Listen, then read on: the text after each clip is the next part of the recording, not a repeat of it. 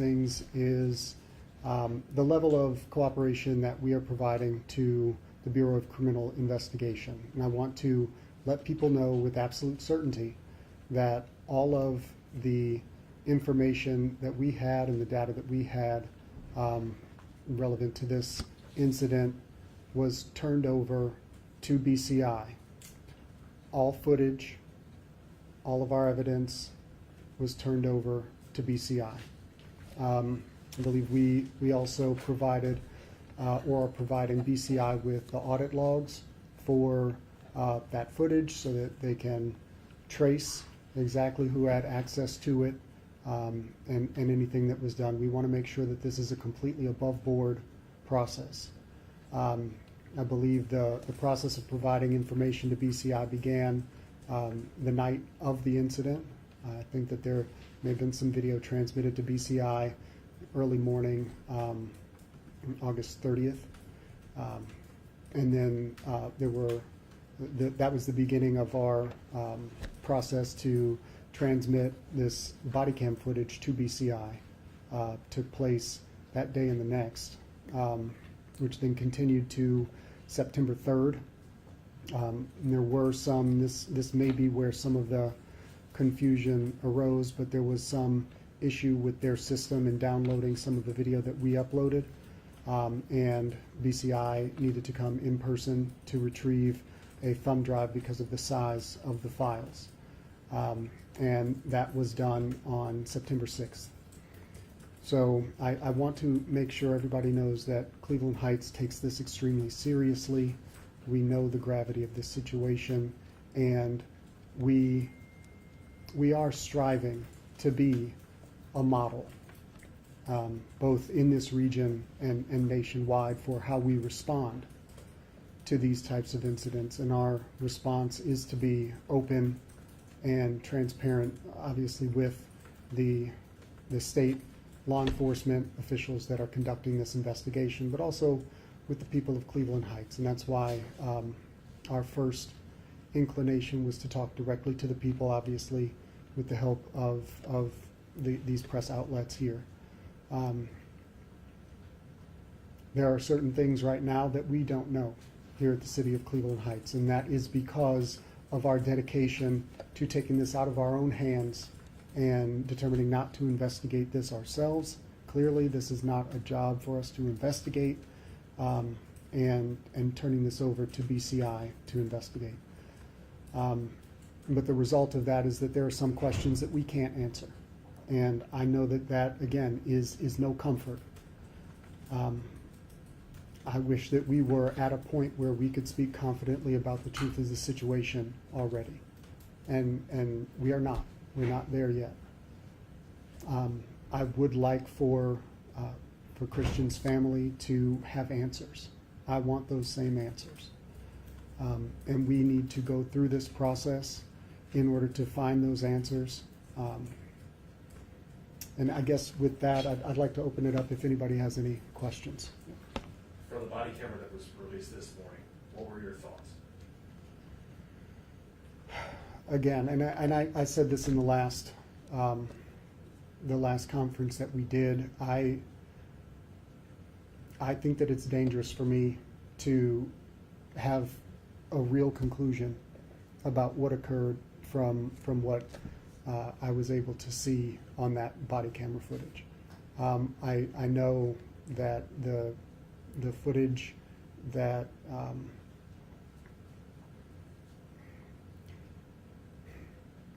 I was there on scene after.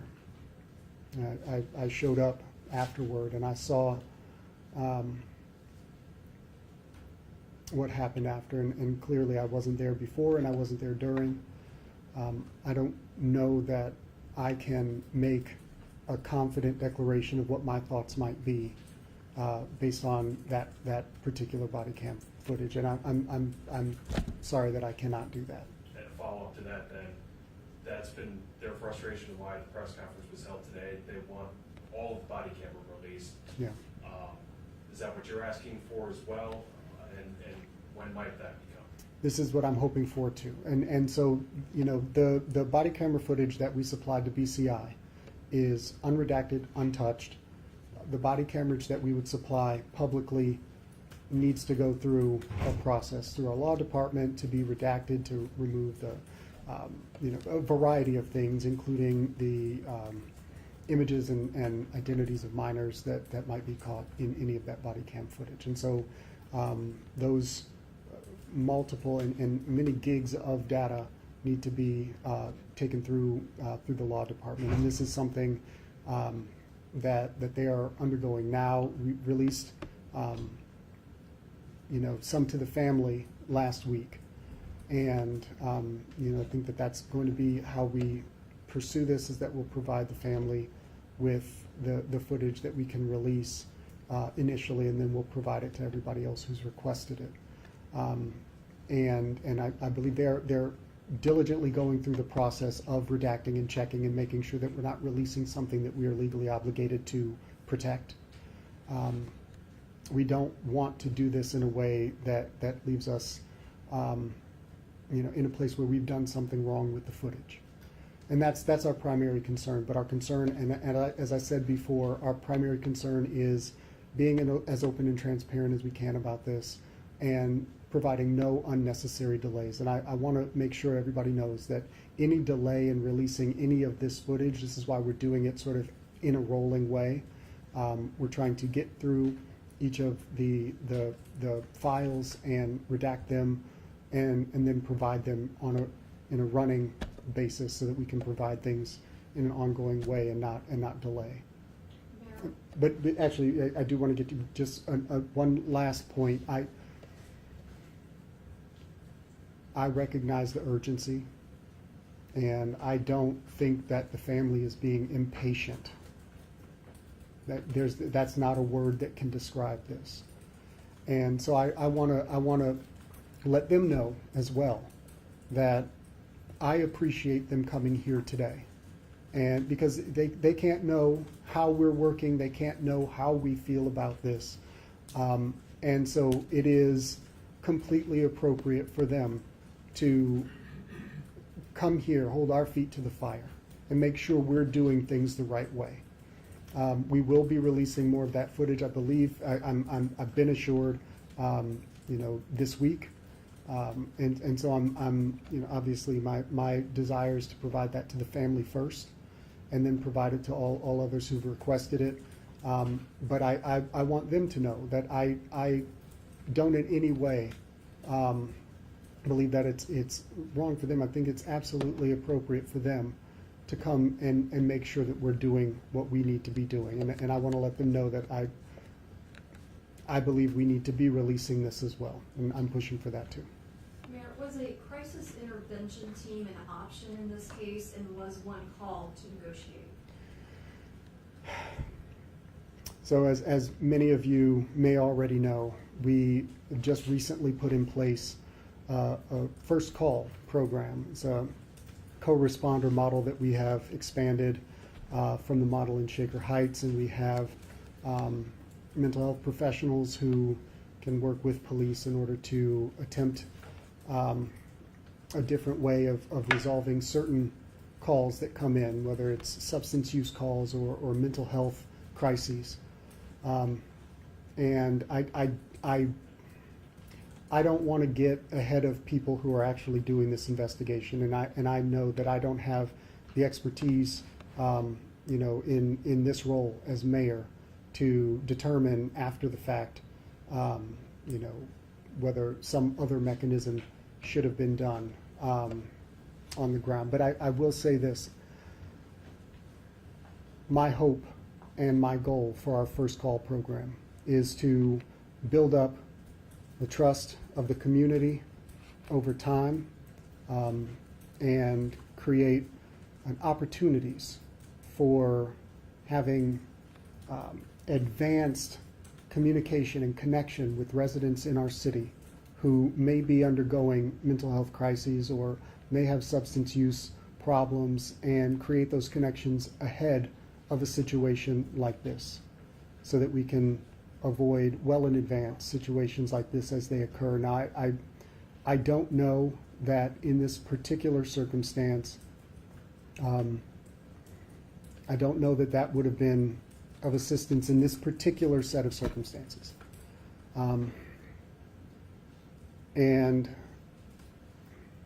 But I'd like to think for future situations, we will have a system in place that can help avoid it altogether. Do you know if one was actually called? My understanding, and this is, very limited understanding, again, I am not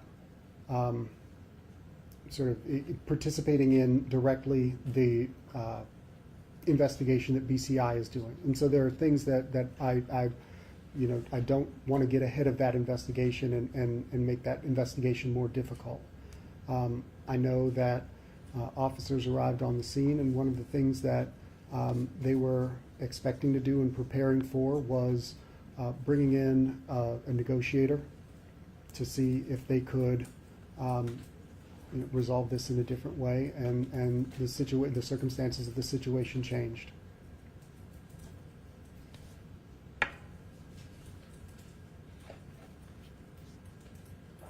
I don't know if there were any more questions. Yeah. Just one more question about the body camera video, and what officers may have reported back to their superiors. Did they actually see a gun in his hand? That I'm not aware of. I don't have that information.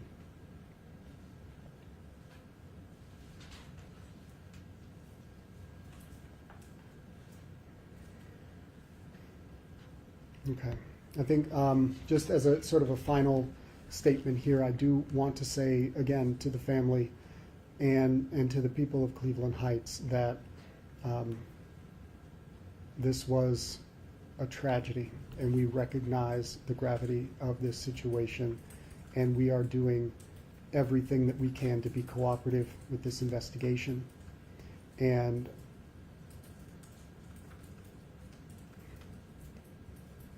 everything that we're doing with regard to releasing information, we're trying to do in the most lawful, open way that we can. I know that providing answers yesterday is better than providing answers today. We're not going to have all of the answers here, and we're waiting for some of the same answers as everybody else is. And so I want to let people know that nothing that we're doing here is intended to obfuscate or obscure the truth. That's something that I am very confident about. Again, I mentioned that I showed up on scene shortly after the incident, and what I saw was a situation where officers were closing off and protecting the scene and all the evidence in anticipation of BCI showing up and taking over that investigation.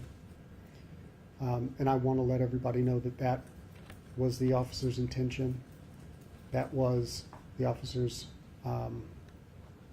that was the result of the officer's direction in responding to what had just happened that evening.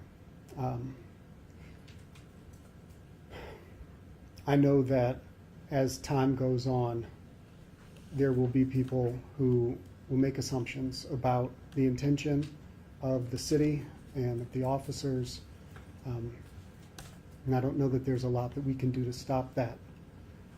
But I do at least want to go on record with all of you and with all of the people here in the city that our intention is to release this information as quickly as we can on a rolling basis. And our expectation is that Cleveland Heights and all of our employees here will participate and cooperate in the investigation as it continues.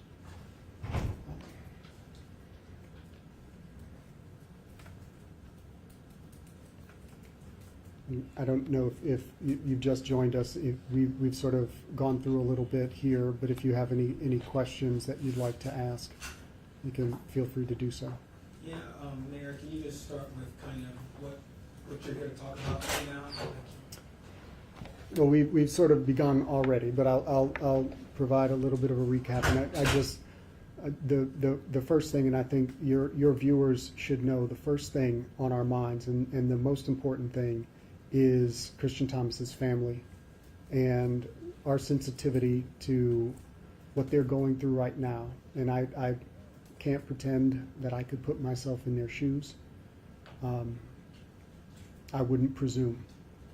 But I want them to know, and I've seen, you know, outpouring from the community already. We are a community that cares about them, and that we care about Christian, and we know that he mattered, and we know that his life mattered, and it's important for us to get this right. I wanted to let people know that. You know, some of the confusion about whether or not evidence had been provided to BCI was misplaced.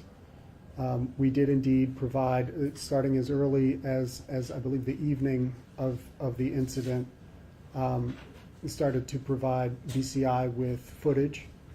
We continued through the 3rd, and then you know, eventually, due to some technical difficulties with the system for downloading the footage that we uploaded, BCI had to come physically and pick up a physical thumb drive with the footage on it because of the size of the files.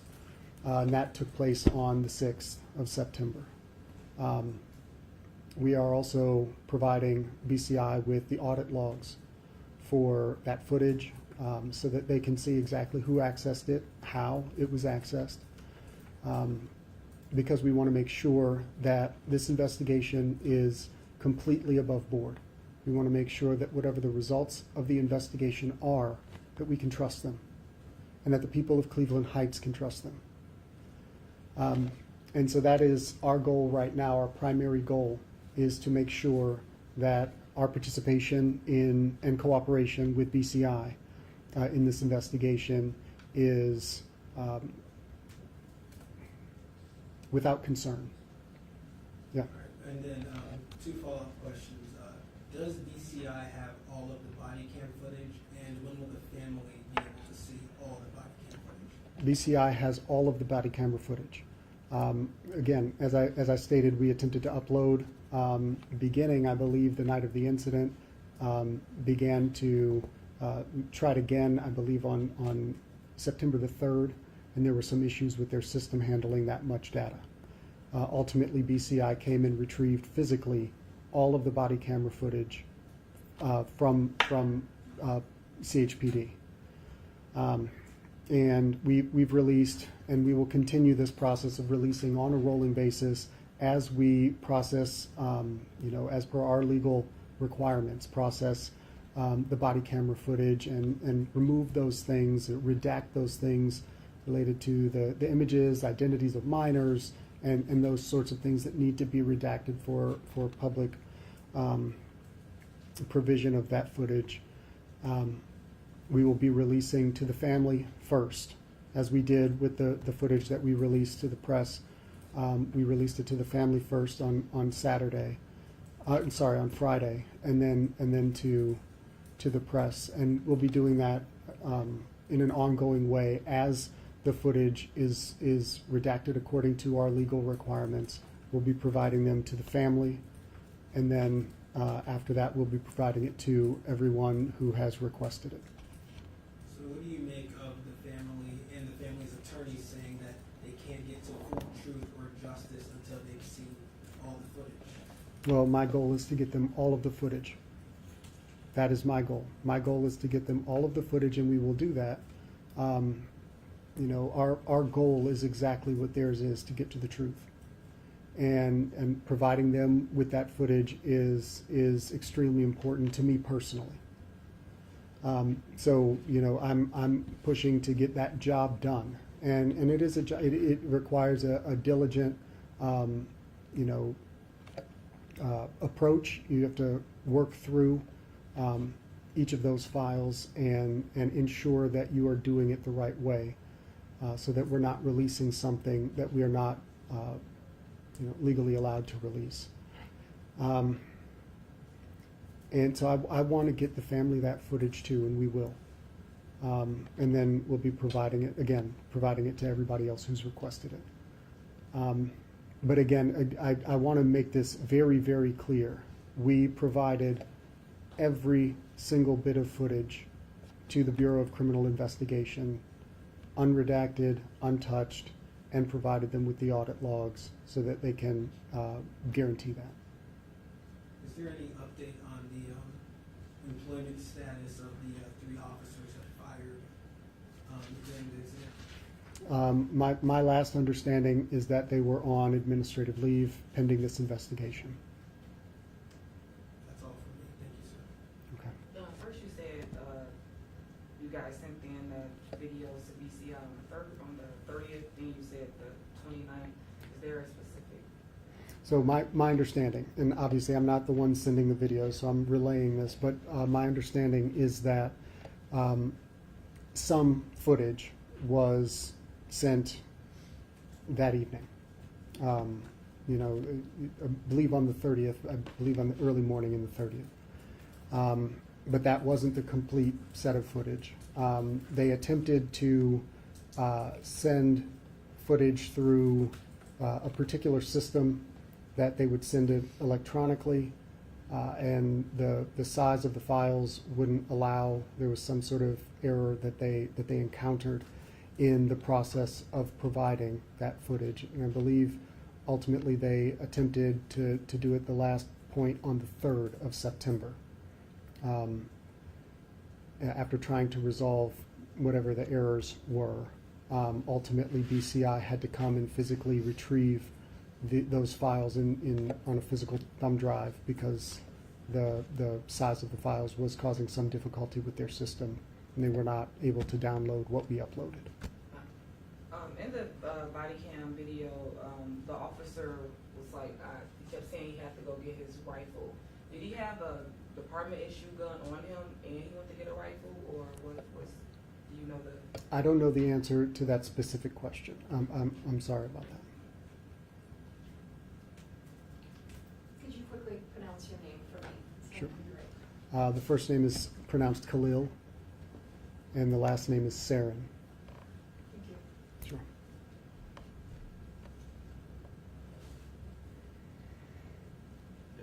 Okay. Thank you all for coming, and I would like to get to the truth as quickly as we possibly can. Thank you. Thank you.